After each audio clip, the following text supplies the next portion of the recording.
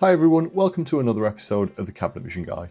In this episode we're going to continue our series on rendering, and we're going to start a mini-series dedicated to importing models into Cabinet Vision and how we use them to make our rendering look nice.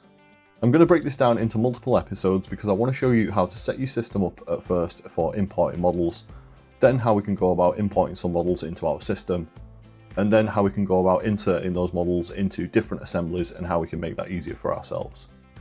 In this episode, we're going to do a little bit of preparation with our system before we look at how we can import a model in.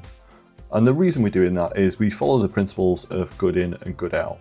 So when we're importing models, we want to make sure that we're using consistent things like finish types so that when we come to produce a render with our model, it looks as we would expect it to look. If you haven't seen the episode on finish types, I'd advise you to go watch that now because that's exactly where we're going to start. So essentially the thing that we really care about with a model when we're importing it into Cabinet Vision and we're using it for a render is how it looks when it renders. Typically with a model we'll bring through the finish and the texture with the model itself, but the finish type and how that's going to look once we render it is something that we control inside Cabinet Vision. So I'm going to start off heading through to the Material Manager. And I'm going to head up to finish types, and again just take a little refresher on the finish types that I've got set up in my system. So you'll see in here I've got a different finish type representing lots of different materials that we'd see in a sort of common render or a common scenario.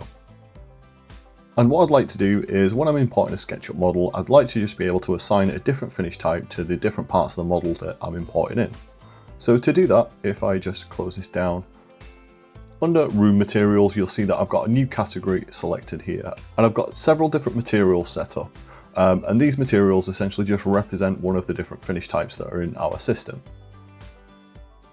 The finishes for these materials and the textures are all set to be automatic, but the finish type essentially matches the material. So you'll see that we've got the high gloss and the high gloss finish type, and obviously as we go through they all match. Now what we've got in our system, if we just head out of here and take a look in parts. If I take a look at my room section of my part catalogue, you'll see that I've got now several different parts added in here as well. And again, these follow the exact same finish types that we've got in our finish types, in our materials, and now in our parts. And to tie these two things together, our parts and our materials, we use a room material schedule. So if I head up to material schedules, just like for an assembly, a door or a countertop, we've also got material schedules for each room as well. So if we head down to room, you'll see that we've now got our parts that are listed under our room section of our part catalogue. And what we need to do is we need to just make sure that the correct materials are assigned to these. So if I head into my room section in here as well, room materials and import, what I can do is I can just drag and drop them onto each material.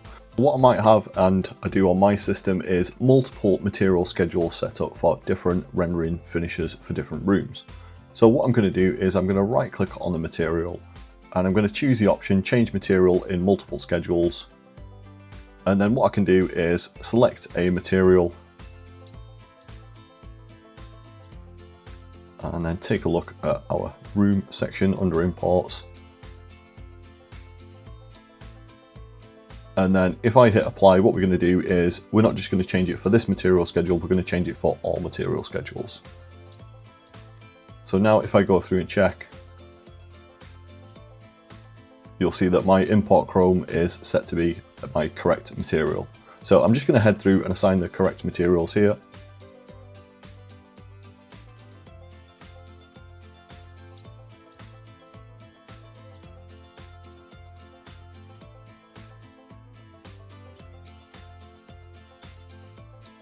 Now with that set, we're ready to start importing some models.